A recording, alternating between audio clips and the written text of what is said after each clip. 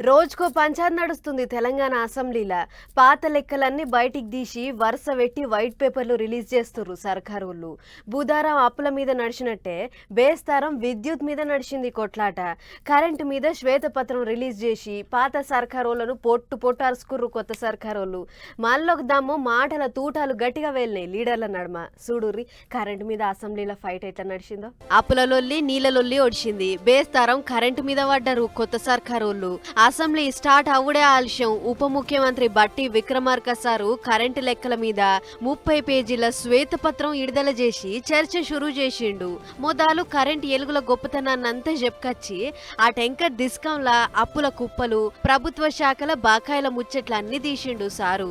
ఈ రాష్ట్రంలో ఉన్నటువంటి ప్రజలందరూ కూడా ఈరోజు విద్యుత్ రంగంలో జరిగినటువంటి అరాచకం, ఈరోజు ఈ విద్యుత్ రంగంలో జరిగినటువంటి ఈ నిరర్ధకమైనటువంటి అప్పులు, లేకపోతే నిరర్ధకమైనటువంటి ఆలోచనలు ఈ రంగాన్ని ఎంత ఇబ్బందులో పెట్టినటువంటి ఈ 10 ఏళ్ల పాలన గురించి శ్వేతపత్రం ద్వారా మీ అందరి ముందు ఉంచడం జరిగింది అధ్యక్ష. 2023 నాటికి రాష్ట్రంలో కరెంటు పేరిట 81,516 కోట్ల అప్పులున్నాయట.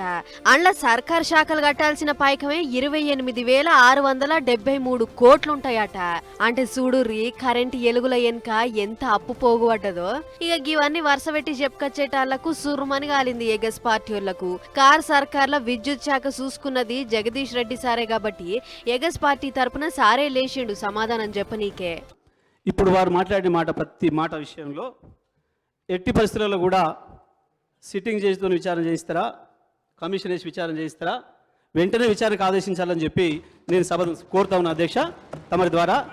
అయితే దాంట్లో దోషులు ఎవరో దొరికితే వాళ్ళని శిక్ష వేయాలి, లేదా ఆధారాలు లేకుండా అసంబద్ధమైన ఆరోపణలు చేసిన వారికి శిక్ష పడాలి. తప్పకుండా ఇది తేరాలని చెప్పి నేను విజ్ఞప్తి చేస్తా ఉన్నా అధ్యక్ష. మళ్ళా సేమ్ టు సేమ్ నిన్న హరీష్ రావు సారు కొట్టిన డైలాగే జగదీష్ సార్ది కూడా. వైట్ పేపర్ల రాసిన లెక్కలన్నీ శుద్ధ తప్పేనన్నాడు. తప్పు జరిగిందని అనుకుంటే ఎంక్వైరీ వేసుకోర్రి చూసుకుందాం అన్నట్టే సవాల్ ఇసిరిండు సారు. అట్లా అన్నాక సర్కారోళ్ళు ఊకుంటారా? ఎగస్ పార్టీ వాళ్ళ ఎంక్వైరీ అంటే మేము వద్దంటామా? ఖచ్చితంగా యేసుడే ఎంక్వైరీ అని అన్నాడు సీఎం రేవంత్ సారు. 1 ఛత్తీస్గఢ్ ఒప్పందం, 2 భద్రాద్రి కొత్తగూడెంలో నిర్మించిన 1080 మెగావాట్ల నిర్మాణము ఒప్పందం. అదేవిధంగా 3వది యాదాద్రి థర్మల్ పవర్ ప్రాజెక్టుకు సంబంధించి BHELతో చేసుకున్న ఒప్పందాల నుంచి ఈనాటికి జరిగిన పరిణామాల మీద వారు కోరుకుంటున్నారు. కాబట్టి పారదర్శకంగా ఉండాలని వారు ముందుకు వచ్చినందుకు అభినందిస్తూ మా వైపు నుంచి కూడా మేము పారదర్శకంగా ఉన్నాం. తమరి అనుమతితోని జ్యుడిషియల్ ఎంక్వైరీకి ఈ 3 ప్రాజెక్టుల్లో మేము రెఫర్ చేస్తున్నాము. ఇట్లా 3 మీద విచారణకు ఆర్డర్ ఇస్తున్నట్టు చెప్పిండు సీఎం సారు. అయినా గానీ ఎక్కడ తగ్గలేదు లోలి. కరెంట్ షాక్ కొట్టినట్టే సై అంటే సై అనుకుర్రు లీడర్లు. డి అంటే డి అన్నట్టే గట్టిగా నడిచింది చర్చ. కేటీఆర్ సార్ అయితే కరెంటు కష్టాలకు కారణమే కాంగ్రెస్ అన్నాడు. తెలంగాణలో విద్యుత్ కేంద్రాలు కట్టకుండా తెలంగాణ ఏర్పడే నాటికి 2700 మెగావాట్ల లోటుతో ఆనాడు మాకు నష్టాల్లో అప్పజెప్పిపోయింది. వీలు కాదా అధ్యక్ష?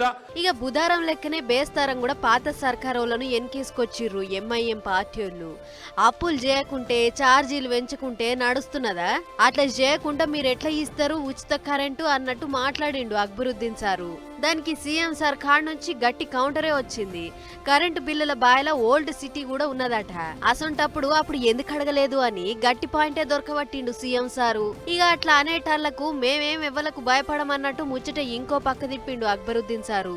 మొత్తానికి పవర్ ఫైట్ చిన్నగా నడవలేదు అసెంబ్లీలా. కరెంటు తీగలు ముట్టుకున్నట్టే అయ్యింది కరెంటు మీద లొల్లి.